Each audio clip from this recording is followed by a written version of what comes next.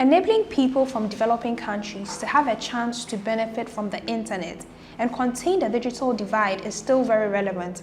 The sacrifice has been great, but the rewards and benefits for generations for people in the developing world who would otherwise have missed the opportunity has been limitless. Professor Nii Quaynor. When this quote was made, it was not made by a bystander giving an assessment on global issues and an opinion on how things ought to be.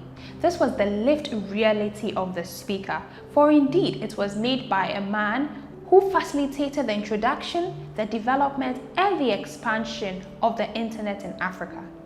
Professor Nii Narku Quaynor, nicknamed the father of the internet in Africa, is a Ghanaian scientist, engineer, and professor who journeyed for almost 2 decades in his quest to enable internet access in Africa. Particularly because of the work we do at the Center for Journalism, Innovation and Development and at Dubawa, where we fight information disorder, misinformation, disinformation, which are all abuses of the internet. Spotlighting Professor Quaynor today on World Internet Day does us a world of good. So today we are here to sit with Prof to get the facts from a man who has enabled all of us to be internet users in Africa. So what made you want to come back to Ghana? Okay. What made you want to leave the US and come back? Now, if you were the first PhD in some special area, would you, knowing that your country had none of it, would you have been able to comfortably stay outside there? So it was more of wanting to help the country? There is some burden on you, knowing that the gap is there, knowing that the divide is there. I understood the digital divide in a way that no other person could have understood at that time. And then how did you get to the other part of the continent? Okay, we had a philosophy that we did not want to go to any other country. We wanted to help people in that country connect their countries so that they can carry on like I've been talking about, adding to it. So, for example, Gambia, you mentioned. We also then helped Nigeria. There was a company called LinkServe, Chima, and we showed him where we connect to. You know, in business, you don't show people your sources, right? But the atmosphere in our environment was liberation, techno-liberation. For most of us that were not in that era, what was the whole techno-liberation about? Okay, we knew, you know what it is. We knew that what has happened was going to happen. By techno-liberation, what we mean is that we want to be liberated from technology being used to control our economy or our society.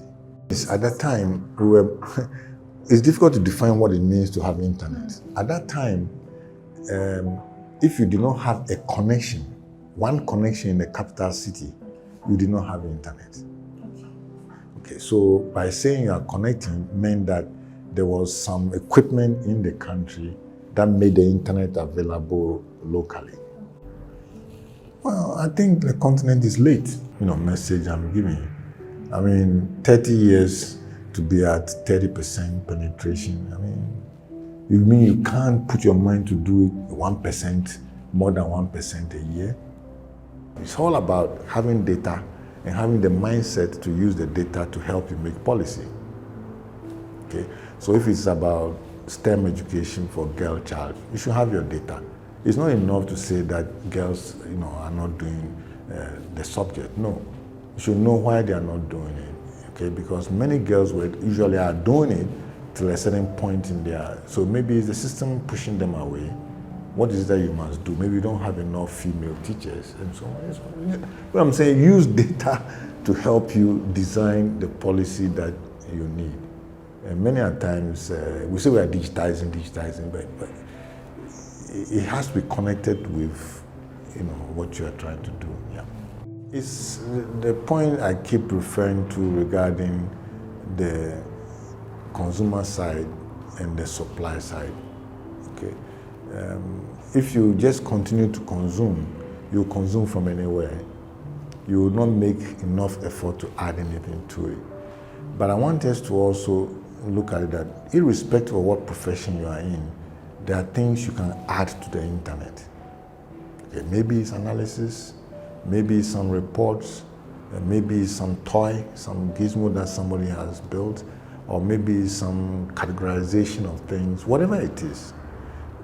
Any profession should be able to find its way and add to it because it's permissionless. Nobody is going to check you. That's the one thing we have not been able to do well. It's really good to know. This has been very insightful, Prof. Thank you very much for having us. And Professor Quaynor's efforts and success with bringing the internet into Africa is very laudable. And if there's anything that the internet has taught us, it is that the internet never forgets.